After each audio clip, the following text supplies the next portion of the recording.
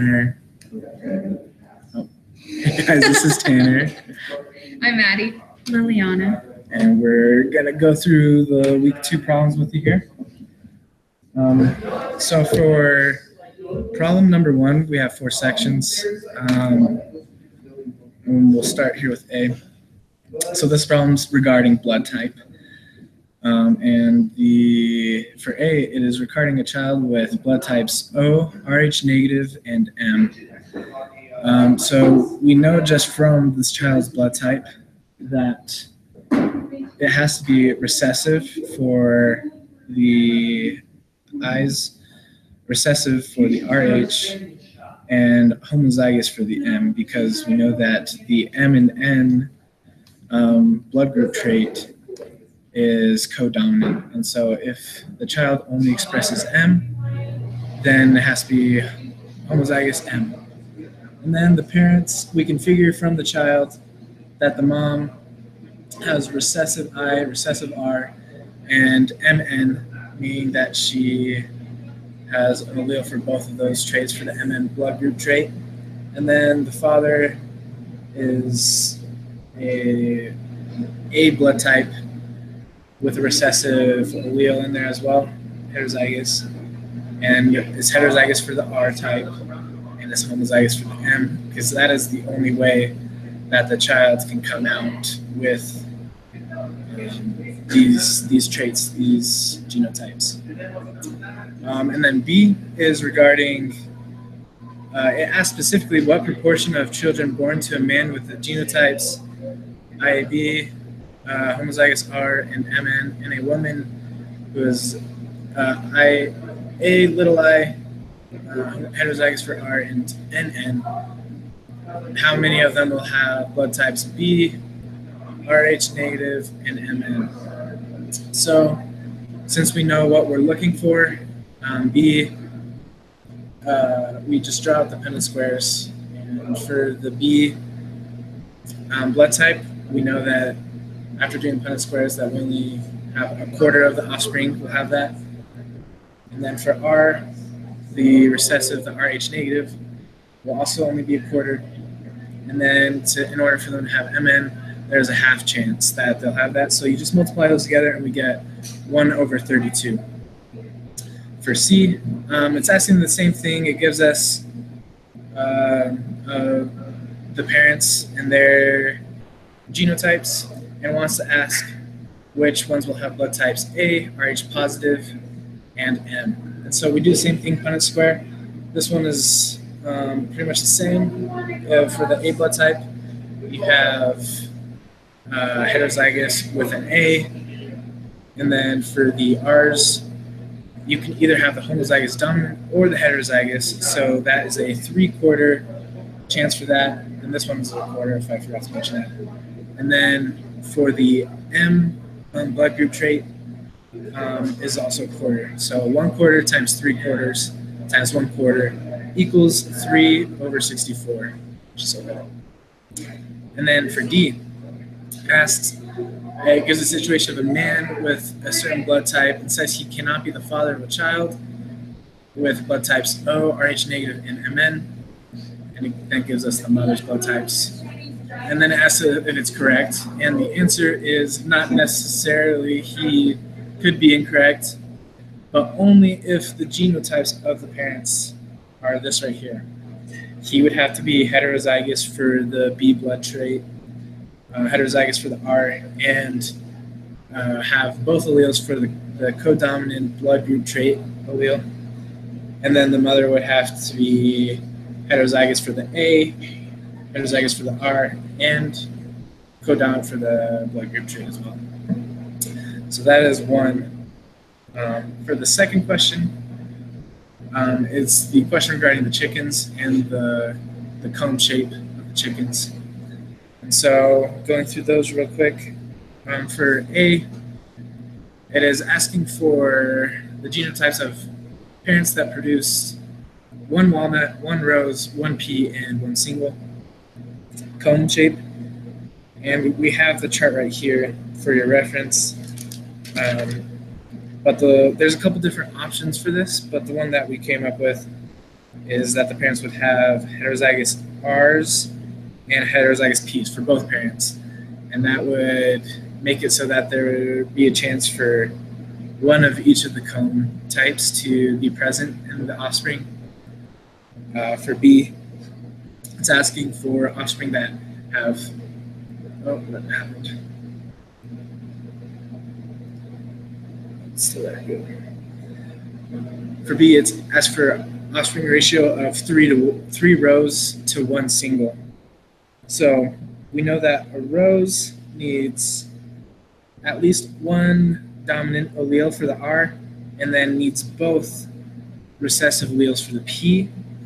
So, and then for the single, has to be recessive for both R's and the P's. So figuring that, we knew that we had to have heterozygous for the R in both parents. That would give us the three rows and a genotype for the recessive R of 1 single, and then all recessive P's, because for both the rows and single you need recessive P's. For C, we needed a 1-to-1 ratio of rows to single.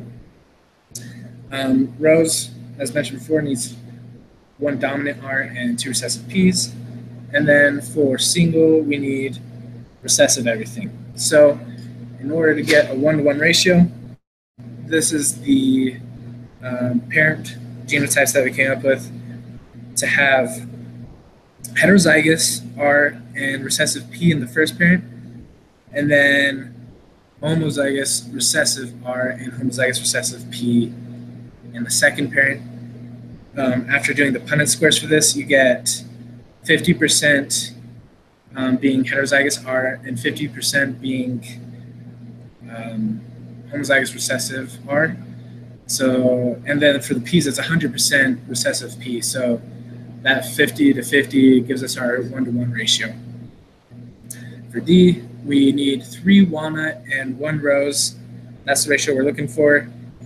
And the walnut, as seen here, needs at least 1 dominant allele for both the R and the P. And the rose, as mentioned before, needs only a dominant R and only recessive P's. So this is the genotypes for the parents that we came up with. Homozygous dominant for R's in one parent, heterozygous R in the other parent, and then heterozygous P in both parents. And that would give us our 3 walnut cone shapes on the chickens and the 1 rose. Okay. Number 3. So number 3 is talking about the horse's coat color. And the first question is asking to explain the inheritance of the coat color phenotypes in horses. So as we were talking about this as a group, we decided that the palomino would have to be heterozygous because when a palomino is crossed with a palomino, it produces all 3 different coat colors. And then the chestnut would obviously be one heterozygous or homozygous, and then the cremello would be homozygous as well. And then indicate possible genotypes for palomino, chestnut, and cremello horses.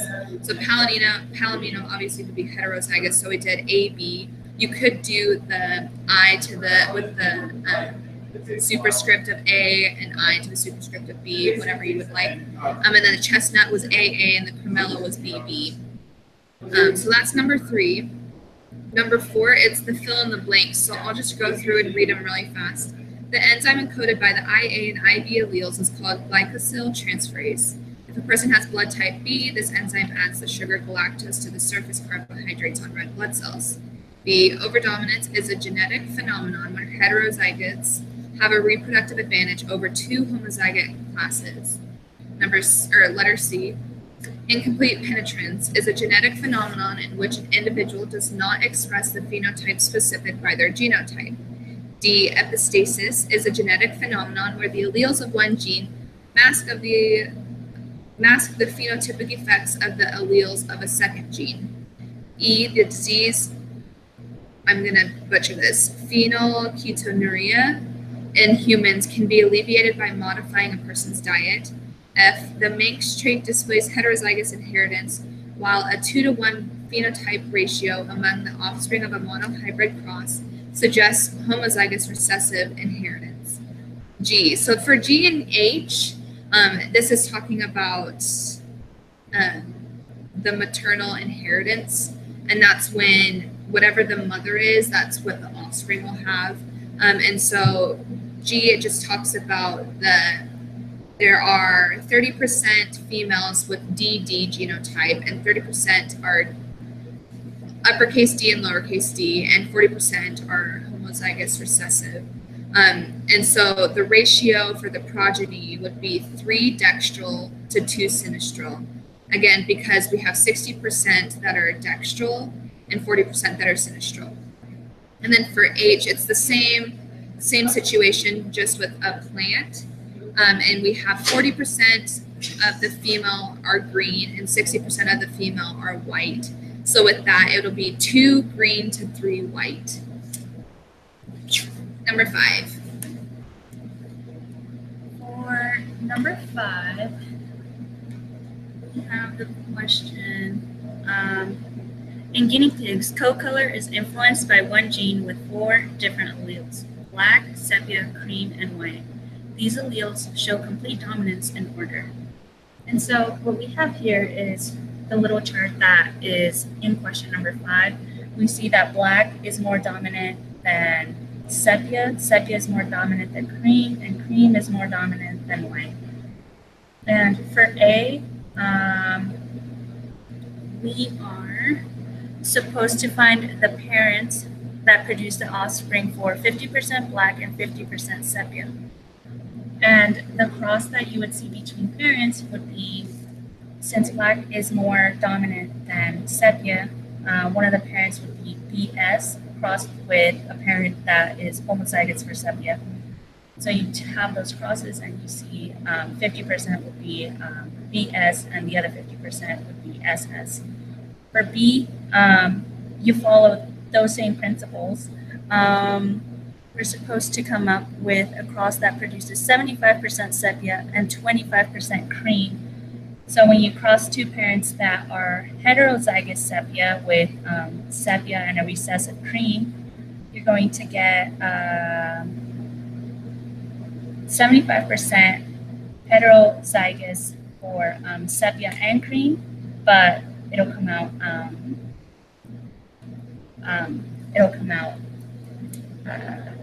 sepia, and you're going to get 1 offspring that will be cream, CC. For the letter C, we crossed a parent that is heterozygous sepia with a recessive white gene with heterozygous black with a recessive white. And the cross that you're going to get there will be 50% black, 25% sepia, and 25% white. So the 50% black, we're going to see BS and a BW, since B is more dominant than all the others. And then 25% sepia, sepia is more dominant than white. And then we have homozygous white for C. For D, we're going to have a cross between heterozygous black with a recessive white allele. And what's going to happen in that cross, we're going to have 75% black and 25% white offspring. And the genotypes for those will be, the genotypes are going to be a little bit different, but it's going to be BB, homozygous black, heterozygous black with BW, and homozygous white. And that's where we get our 75% black and 25% white. Okay. So that's all the questions. Thank you for listening. See you next week.